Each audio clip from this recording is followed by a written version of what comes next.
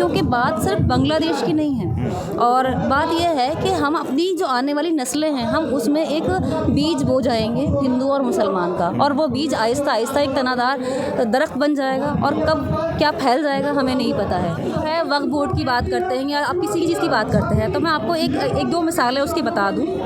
बहुत सारी जो वक्फ जो है उसमें अगर ये पता लग जाए कि ये ज़मीन है और जिसने वक्फ की थी ये उसकी थी नहीं, ये किसी और की ज़मीन है, और हम इस पर नमाज़ पढ़ रहे हैं, तो पहली चीज़ ये नमाज होगी ही नहीं हमारी।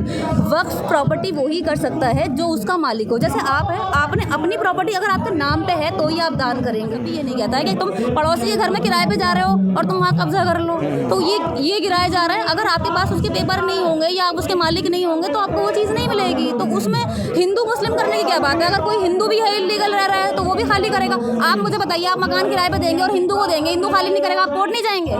और अगर आप मुसलमान को देंगे तो क्या हिंदू मुस्लिम करने लगेंगे? मेन मुद्दा ये है कि आपकी वो जगह नहीं है और आपने उसको हथिया लिया। बांग्लादेश में जो हिंदुओं पे अत्याचार हो रहा है उसके खिलाफ जो है राष्ट्रीय मुस्लिम मोर्चा के लोगों ने यहाँ पे एक आवाज़ उठाई है। हमारे साथ बातचीत करने के लिए मौजूद है डॉक्टर सफीना। डॉक्टर सफीना, पहले तो आपका स्वागत है हमारे चैनल पे। धन्यवाद मैम, तो आज के दिन आप लोग क्या कहना चाहेंगे? आज के दिन के लिए जो ये बांग्लादेश हो रहा है, आप लोग बांग्लादेश में जो हो रहा है उस पर आप लोगों ने यहाँ एक आज आयोजन किया। हालांकि अब ये बैनर नहीं हट गया है क्योंकि यहाँ टाइम निर्धारित होता है, तो क्या कहना चाहेंगी मैम? देखिए, ऐसा है, वहाँ पर जो माइनॉरिटीज़ के साथ जो हो रहा है, हमारे हिंदू भाइयों के साथ, और देखिए बहनें तो कुछ भी हो जाए, कहीं भी कोई जंग भी होती है, कोई छोटी चीज़ होती है तो औरतें सबसे ज़्यादा शिकार होती हैं। तो हम अपने हिंदू बहन भाइयों के साथ वहाँ खड़े हैं जो माइनॉरिटीज़ में हैं, उनके साथ जो ज़्यादतियाँ हो रही हैं हम उनकी निंदा करते हैं, और हम उनके सपोर्ट में यहाँ खड़े हैं और हम उनका साथ देने के लिए आए हैं। क्योंकि बात सिर्फ बांग्लादेश की नहीं है, और बात यह है कि हम अपनी जो आने वाली नस्लें हैं हम उसमें एक बीज बो जाएंगे हिंदू और मुसलमान का, और वो बीज आहिस्ता आहिस्ता एक तनादार दरख्त बन जाएगा, और कब क्या फैल जाएगा हमें नहीं पता है। तो हमें इसलिए इंसानियत के नाते, सिर्फ मज़हब के लिए नहीं, हमें इंसानियत के लिए आना चाहिए। दूसरी चीज़, हम महिलाएं हैं, तो मुझे लगता है कि किसी भी रिलीजन की महिला हो, महिला का दुख अच्छी तरह समझती है। तो जहाँ भी औरत महफूज नहीं है, उसकी इज़्ज़त पर बात आ रही है, तो हमें उसका सम्मान करना चाहिए, औरतों को सपोर्ट करना चाहिए, उनके हक़ में बातें करनी चाहिए।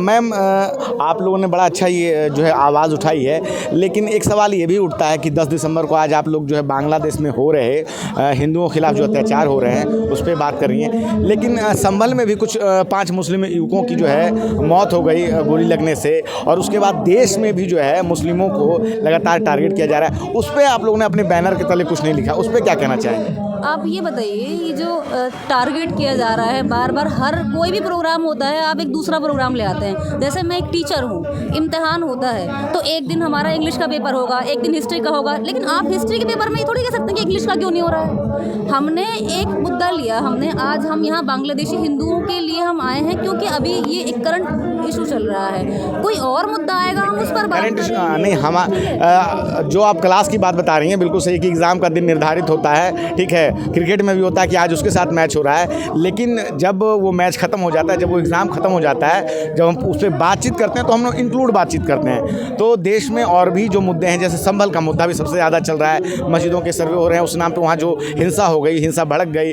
उसमें किसका हाथ है किसका, हम तो उस पर कुछ नहीं कह रहे हैं, लेकिन जिस प्रकार से लगातार जो अपने देश में जो है अल्पसंख्यकों पर लगातार हमले हो रहे हैं उस पर क्या कहना चाहेंगे आप? मुझे ये बताइए, अगर हमारे जो शरारती लोग हैं, कोई भी हो सकते हैं वो, अगर उनका बस चले ना तो वो बांग्लादेश में जो हो रहा है ना उसमें मोदी जी का नाम ले देंगे। क्या करेंगे आप?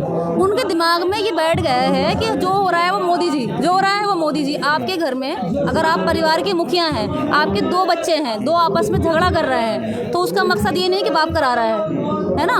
तो हमने यही धारणा क्यों बना ली, अगर एक इंसान आपके लिए अच्छा कर रहा है आप उसकी कुछ अच्छाई नहीं देख रहे हैं। देखिए, एक बड़ी गहरी बात है, जब आप किसी के दोस्त होते हैं तो उसकी कमियां नहीं देख पाते, और दुश्मन होते हैं। चलिए, एक बात है कि घर में 2 बच्चे होते हैं, 4 बच्चे आपस में कुछ करते हैं, लड़ते मिलते हैं, तो इसका कारण पिता को ही सिर्फ नहीं मान सकते हैं, लेकिन पिता के द्वारा बाद में उसको डांटा और समझाया तो जा सकता है। क्या आप इस बात को मानने के लिए तैयार हैं कि प्रधानमंत्री मोदी ने कभी जो देश में मुस्लिमों पे जो एट्रोसिटी हुई या उनके खिलाफ जो अत्याचार हुआ उस पर उन्होंने उन्होंने कभी कोई टीका टिप्पणी नहीं की है, उस पर आप क्या कहना चाहेंगे? देखिए, ऐसा है कि क्या मोदी जी ने सपोर्ट किया है कि तुम ये कर लो, जाके तुम तोड़ दो, ये मार दो?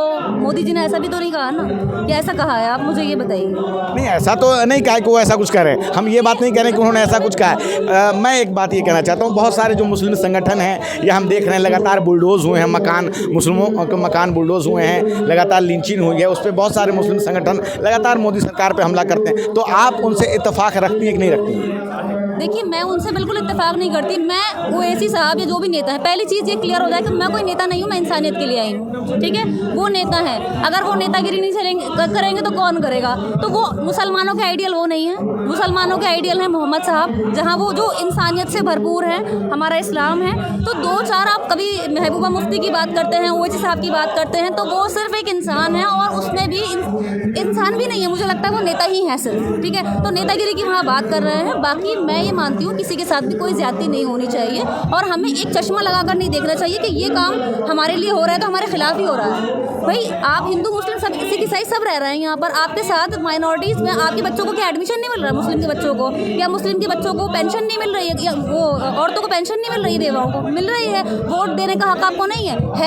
फिर मतलब एक तो औरतों की ज़िंदगी मोदी जी ने काफ़ी हद तक बदल दी है। 3 तलाक इस्लाम में कभी भी एक साथ नहीं थे। मोदी जी आए, उन्होंने औरतों का दुख दर्द समझा, और उन्होंने इस पर एक कानून लेकर आए। मस्जिदों में अभी सर्वे चल रहा है कि मस्जिद के नीचे कई हिंदू संगठन इस बात का दावा कर रहे हैं कि मस्जिद के नीचे मंदिर है। अभी जो संभल में जो सर्वे हुआ, उसमें इसी बात की ये बात की गई कि उस मस्जिद का सर्वे किया जाए, क्योंकि मस्जिद के नीचे भाई मंदिर है, पहले वहाँ मंदिर था, उसको तोड़ के मस्जिद बनाई गई है। ऐसा ही मामला अजमेर के दरगाह को भी लेकर है, 20 दिसंबर को सुनवाई होनी है, उस पर क्या कहना चाहेंगे आप? ये बात कि मोदी जी ने कही है? नहीं, हम मोदी जी की बात नहीं कर रहे हैं, हम ये कह रहे हैं कि देश में मस्जिदों के भी सर्वे हो रहे हैं, उस पर क्या कहना चाहेंगे? बताइए, मैं एक टीचर हूँ, मैं इंसानियत की बात करती हूँ। अब किसी के दिमाग में खलल ही पैदा हो जाए तो ये कोर्ट में जाएंगी चीजें बात करने। कोर्ट में तो मामला चला गया, कोर्ट में मामला चला गया, कोर्ट में मामला है। हम ये जानने का कोशिश कर रहे हैं कि आप भी मुस्लिम हैं, मान लीजिए मैं हिंदू हूँ, तो कोई बात होती है तो आपसे और हमसे सबसे बात पूछी जाती है कि आपकी क्या राय है। तो मस्जिद पे जो सर्वे है, वक्फ बोर्ड की बात करते हैं या आप किसी चीज़ की बात करते हैं, तो मैं आपको एक दो मिसालें उसकी बता दूँ।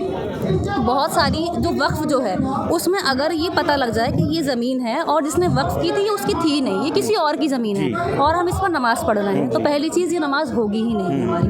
वक्फ प्रॉपर्टी वो ही कर सकता है जो उसका मालिक हो। जैसे आप है, आपने अपनी प्रॉपर्टी अगर आपके नाम पे है तो ही आप दान करेंगे।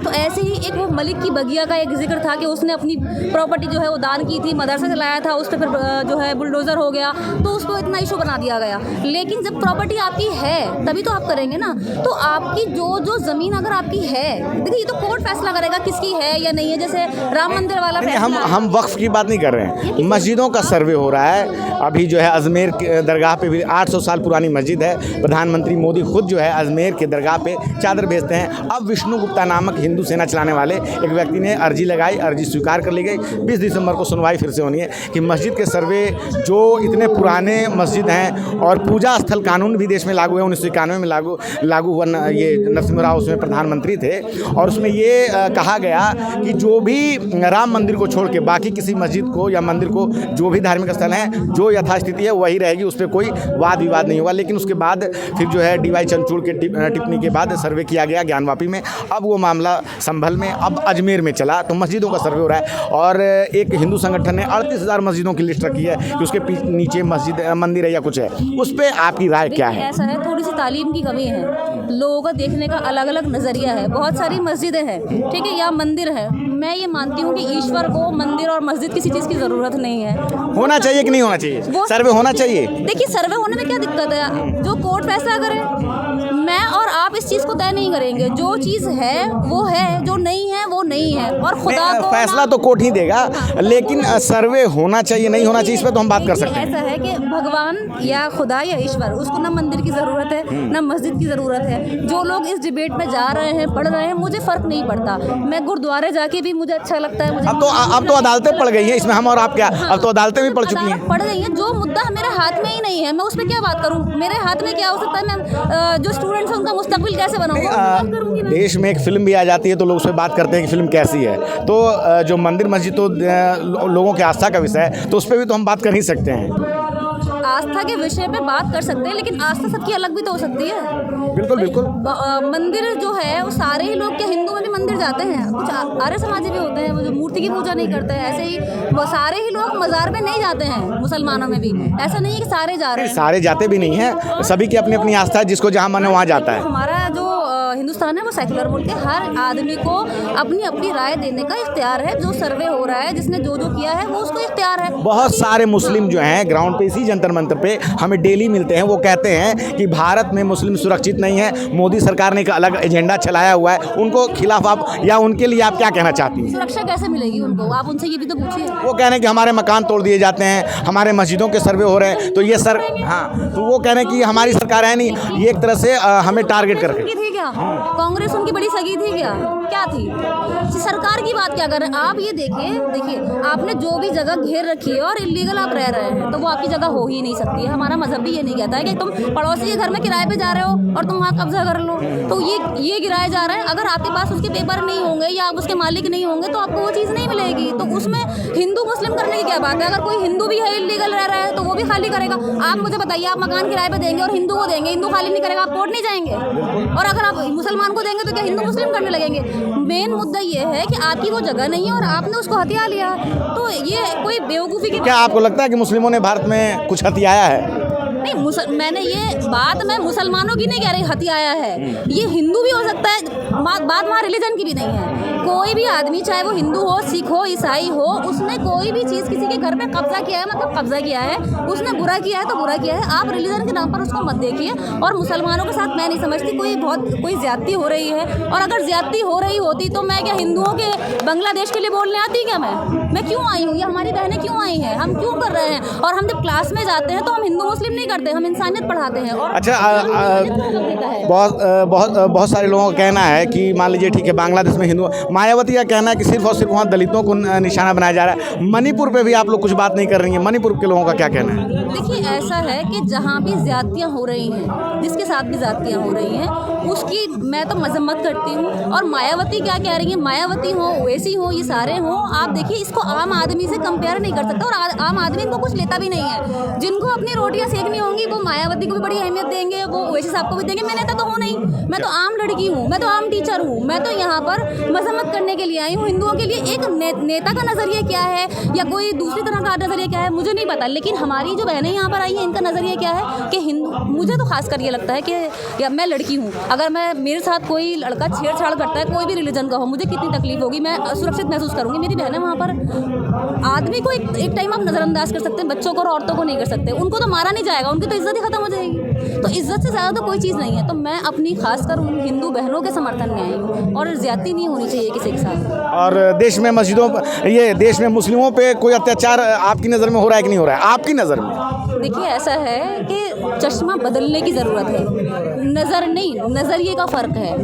नेशनल दस्तक की आपसे गुजारिश है कि अगर इसको बचाना चाहते हैं तो नेशनल दस्तक को सब्सक्राइब करने के लिए रेड कलर के सब्सक्राइब बटन को दबाएं, फिर बेल आइकन की घंटी दबाएं। नेशनल दस्तक को बचाने के लिए बहुत ज़रूरी है कि हर खबर को शेयर करें, लाइक करें, कमेंट जरूर करें।